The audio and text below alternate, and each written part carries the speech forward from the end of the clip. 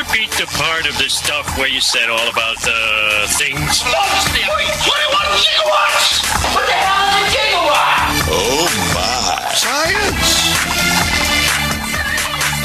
Take it away, Mike.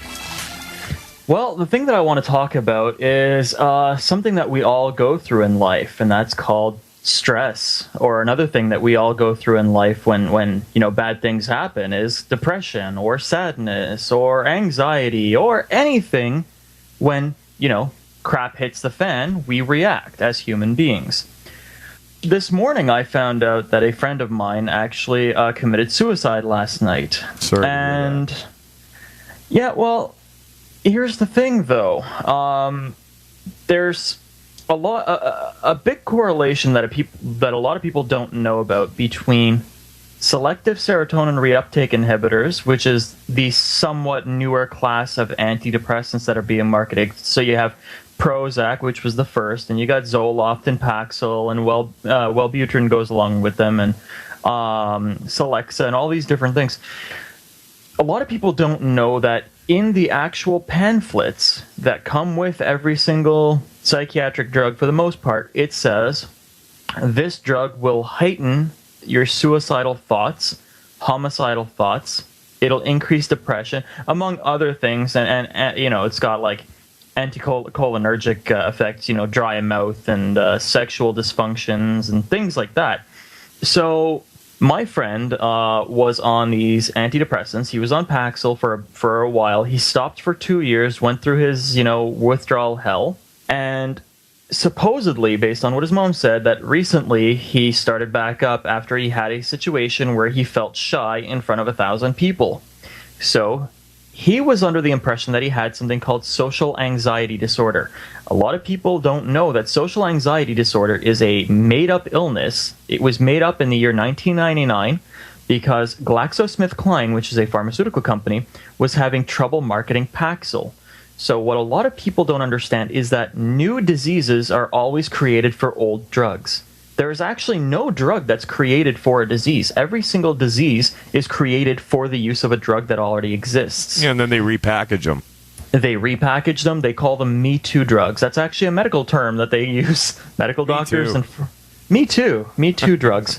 So in 1999, GlaxoSmithKline wanted to basically figure out a way to really market Paxil. So what they did is they created, through a PR firm called Cohen & Wolf, they created all this awareness without saying that it has to do with Paxil, but they created awareness for this brand new disease that millions upon millions of people suffer from.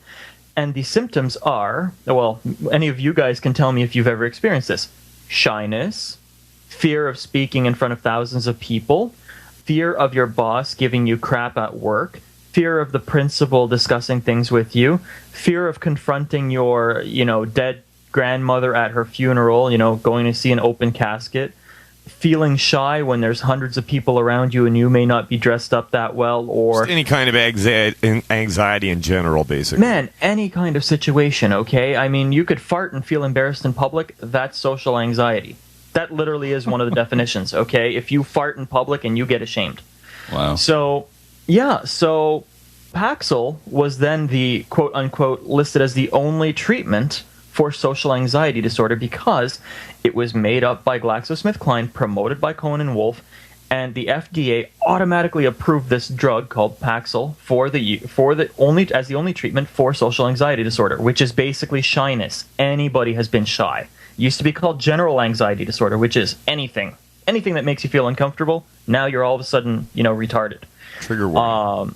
Trigger warning. Now you all have to get on drugs, right? So GlaxoSmithKline recently had a $3 billion lawsuit for emails that were exposed that showed that they knew in the early 90s, by 1994, they already knew that this drug was making people commit suicide. They even marketed it to children. Don, you know quite a bit about the legal system and how the drug companies approach those lawsuits, eh?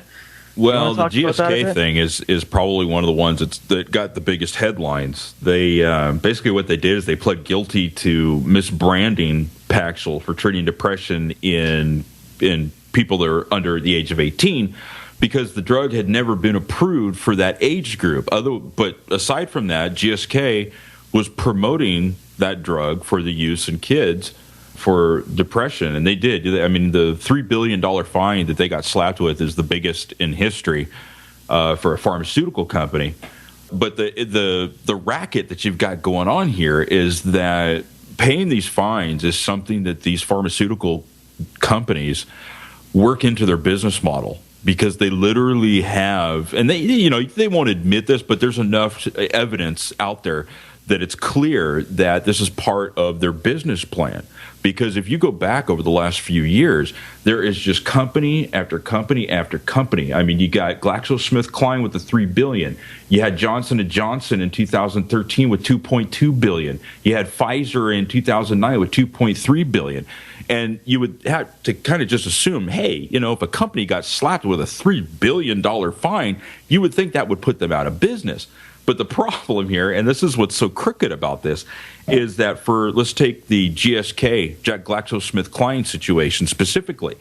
During the period of time that this lawsuit was taking place, the settlement, the years that were covered by that settlement of $3 billion, they made $10 billion on Avandia, $11 billion on Paxil, and $5 billion on Wellbutrin. So this fine that they got, even though it sounds like this enormous amount of money, is just a fraction of what these guys have been making on the drugs that they're getting caught on. Right.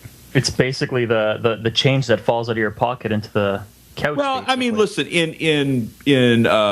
I mean, when you put it in that context, I mean, obviously it's not just change, but, for example, I mean, if you add those numbers up, that's $26 billion that they made on these three drugs during that period of time that they were committing this fraud. So, you subtract $3 billion from that. I don't think they're on food stamps. They're doing pretty good. And they make that every single year.